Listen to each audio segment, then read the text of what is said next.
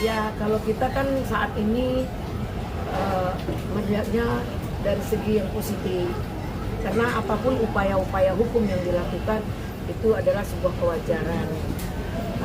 Terus dalam hal ini mereka kan ingin mencari titik terang seperti apa. Nah, sementara pihak kepolisian juga ingin mencukupkan barang bukti atau alat bukti atau pembuktian atau dan kesaksiannya agar untuk P21-nya gitu. Jadi kedua-duanya sangat memerlukan pihak penyidik, pihak Roy Suryo tentu sangat memerlukan ahli itu gitu. Jadi bagi saya sih supportif aja. Oke, tadi sempat juga Roy Suryo menyinggung terkait ada seorang ibu-ibu nenek-nenek yang dia seperti ahli, dia bisa melihat watermark terus bisa tembus tangannya. Itu Bunda sendiri mendengar belum sih statement dari Roy Suryo tersebut? Iya, kan bagi saya kan nggak apa-apa kalau dia bilang saya nenek lampir atau seperti apa. Kalau orang sudah tersangka seperti itu, seperti orang kemasukan, ya kan udah kehilangan akal sehat gitu ya kan. Terus apakah kita mengikuti ritmenya? Kan tidak, karena dia adalah penampilannya saat ini di TV gitu ya, selalu bawa alat peraga, terus bawa wayang, terus dan dia juga udah ya seperti apalah, seperti orang kehilangan akal sehat dan kemasukan. Kadang kalau orang ngomong nggak sesuai dengan dia, orang dibodoh-bodohin, orang direndah-rendahin, bahkan dicicanya kan, ngaco gitu, dicaci makinya orang, sementara merasa mereka udahlah sempurna. Nah, saya lihat mereka tidak bertuhan. Ya, boleh dong saya berpendapat. Kenapa? Karena udah kepastian itu udah di tangan mereka gitu. Ini kan luar biasa. Nah, mereka kan nggak tahu apakah ini politik, hukum, dikolaborasi itu dia seperti apa. Siapa sih yang membela mereka? Dan penelitian dia untuk siapa? Nah, Roy Suryo selalu memberikan tampilan-tampilan baju lah, wayang, bukan dalang dia, seperti Gundurwo. Ya seperti Gundurwo. Jadi akhirnya kita tuh muak lah lihat tampilannya seperti itu. Kalau orang sebagai tersangka, tentu dia nggak punya jati dirinya udah sulit gitu kan. Makanya kemarin di Solo itu batal demi hukum karena orang tersangka nggak boleh jadi saksi ahli kecuali saksi ada cat atau saksi yang menyangkut dengan perkara tersebut. Ahlinya di mana sih? Siapa yang mengakui dia ahli? Kan ahli itu kita bisa juga ahli dalam berbicara, ahli dalam membuat kue. Dia ahli dalam bidang apa? Ya kan? Dia aja mengaku dia dari sarjananya kesehatan. Kok dia ahli di dalam bidang fotografi? Jadi nggak nyambung kan? Namun kebanyakan saat ini karena dia udah kehilangan akal sehat, terlihatnya seperti itu ya. Boleh dong kita menilai berasumsi. Dia tuduh saya itu seperti nenek lampir. Memang ijazah itu waktu diperlihatkan polisi kan seperti ini. Nah, pas terakhir saya lihat kan dia mau ditutup seperti ini, dia lihat saya di dalam map yang mau masuk itu ada plastik di atas itu. Saya tembuskan dengan jari saya. Dia ada nggak di situ? Kalau dia analisa seperti itu, kita lihat analisa dia, kita lihat cara-cara dia, kita nggak pernah protes tuh.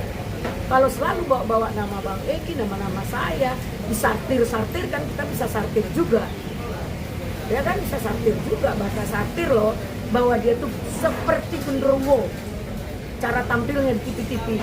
Tadinya orang seneng, jadi orang muak. Jadi gini, hebat pun dia, kalau sudah melakukan langkah-langkah seperti itu, dia nggak ada apa-apanya. Jadi kalau kita benar, kita secara tidak punya moral dan etika, akhirnya kebenaran kita tuh hilang, kabur. Nah, dia melakukan dicerca kita, apa namanya, cacat hukum, SP3, cacat hukum. Terus dia tidak akan mau SP3, dia akan tantang sampai ini. Tiba-tiba dia minta RJ, tentu untuk SP3. Jadi RJ itu larinya ke SP3 Bun ya? Iya. Jadi sama aja sebenarnya. Ya, cuman dia salah. Seharusnya dia ke Salatiga, jangan ke Salatiga, dia ke Solo. Kenapa saya bilang Salatiga? Salah satu dia ke MK, salah dua dia ke Warsiti, salah tiga dia meyakini tidak minta maaf dan tidak mau datang ke Solo. Itu salah tiga. Jadi itu salah tiga tempat yang salah alamat. Dia tidak akan dapat apapun dengan cara seperti itu. Makanya saya heran, kok ada yang menarasikan hukum untuk minta RJ ke Warsidik, itu siapa yang memberikan pendapat hukum? Kan memalu-malukan sekali gitu. Cukuplah kemarin Joshua Sinambela ya, disekak dia, katanya malu seumur hidup, ya, mempermalukan Roy Suryo seperti itu. Jadi jangan kita rendahkan orang. Sementara kapasitas kalian kan belum tahu, nasib kalian belum tahu seperti apa. Apakah kalian berjuang tentang penelitian ijazah? Apakah kalian di luar batas menghina, mencaci maki? Saya bersama sahabat saya Dr. Tipa bersama sahabat saya ingin menghancurkan Jokowi. Saya lihat itu videonya. Kan itu sudah jahat. Udah bersepakat berbuat untuk kejahatan, ya kan? Nah ini ketum saya di FBI, jadi kebetulan tadi ada undangan untuk persiapan Jaga Jakarta, persiapan buka bersama, juga dari Kembang Latar. Kita juga ada buat menyelesaikan LP. Tadinya saya juga mau melaporkan seseorang, tapi dengan input laporan Bang Edi itu kan sudah selesai, saya rasa gitu. Mudah-mudahan dari LP Bang Edi juga ada perkembangan, udah tinggal saksi ahli, ya. Kita harus gencar ini, karena mereka sudah melampaui batas ya, merasa dialah semuanya. Shut up, shut up. Ih, apakah seperti itu kader seorang Muhammadiyah? Memalukan, ya, di TV lagi, bukan Indonesia yang nonton, hah? Mancanegara juga nonton, jerit-jerit, wahai petinggi dunia, tolong kami dikriminalisasi oleh Indonesia. Ini kan sudah adu domba bangsa, ya kan? Nah, sekarang kalau beliau pendapatnya seperti apa tentang ijazah ini?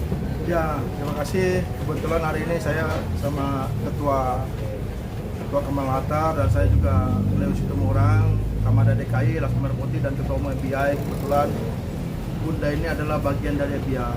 Saya hanya mengingatkan aja kepada Bung Roy ya, supaya ya lebih fokus ke narasi-narasi hukumnya aja. Jadi jangan suka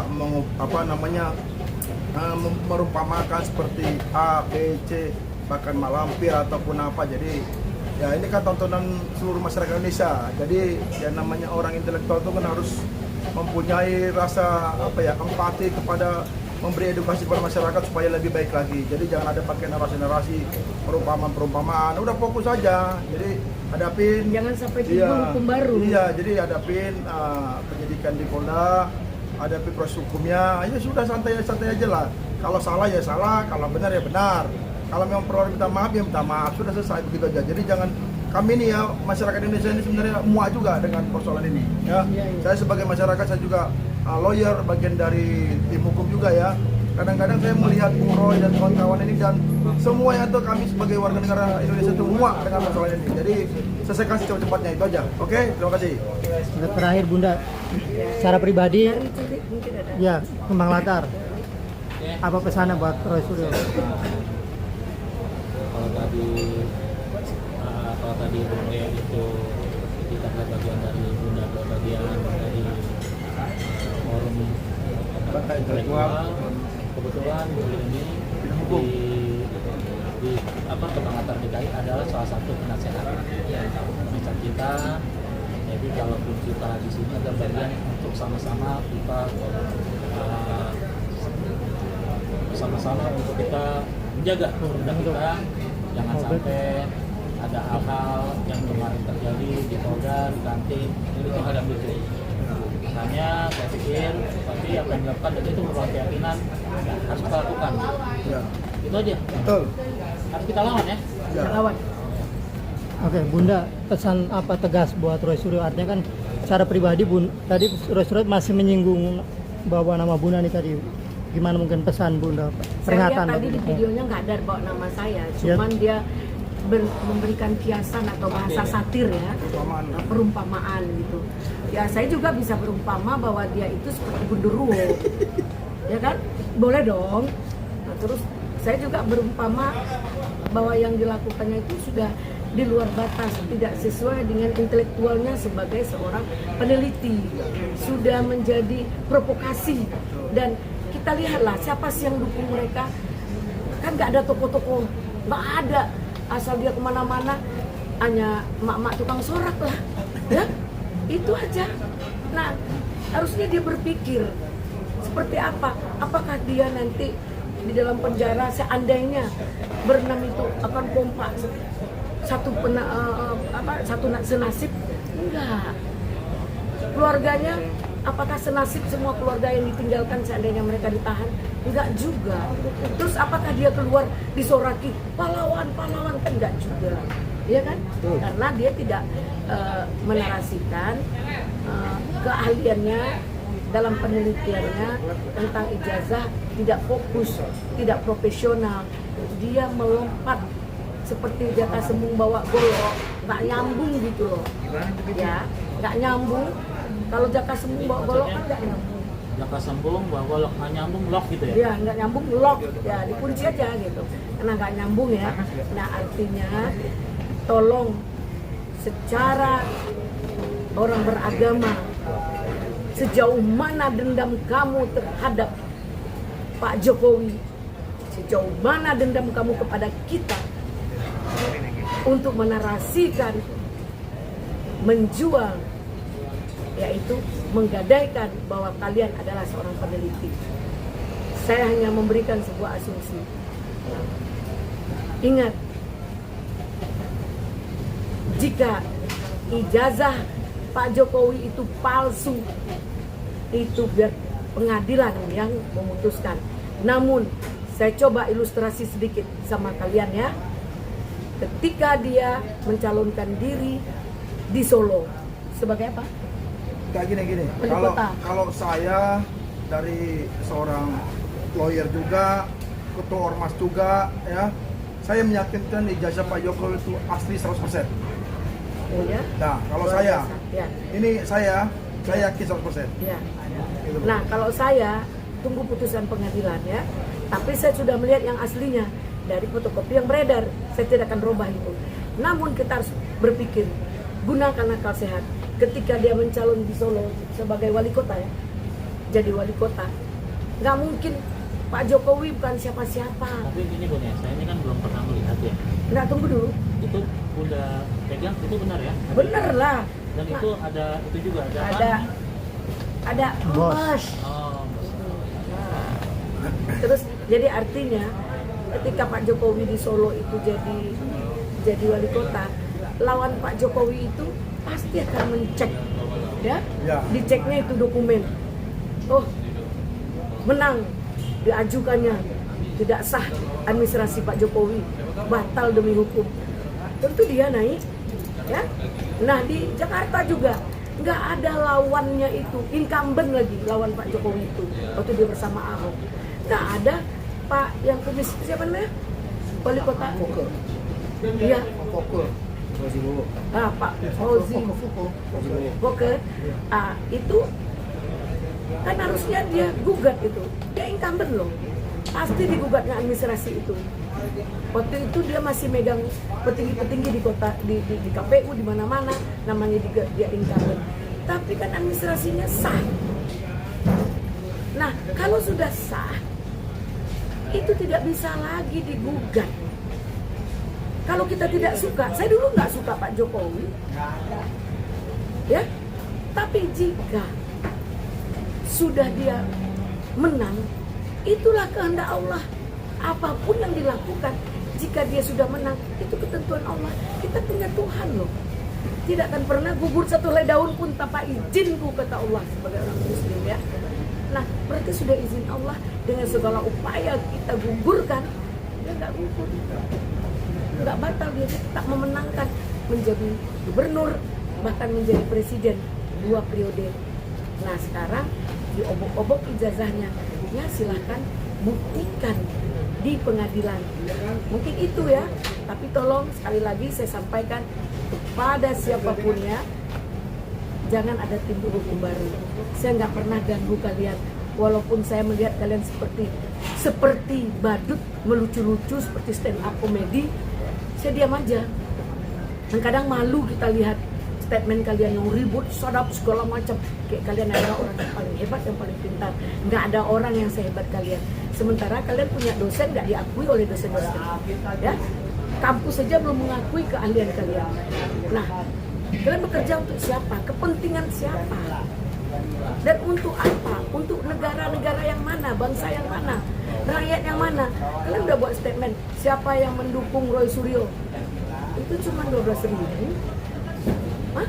Dari 200 juta, 0,000%, ya, 0,000%, hah? Sejuta 0%, ya kan? Itu yang dukung, bukan bangsa Indonesia yang dukung kalian. Kalian ukur, tahu diri, tahu batas, ukur diri. Itu yang bisa saya sampaikan.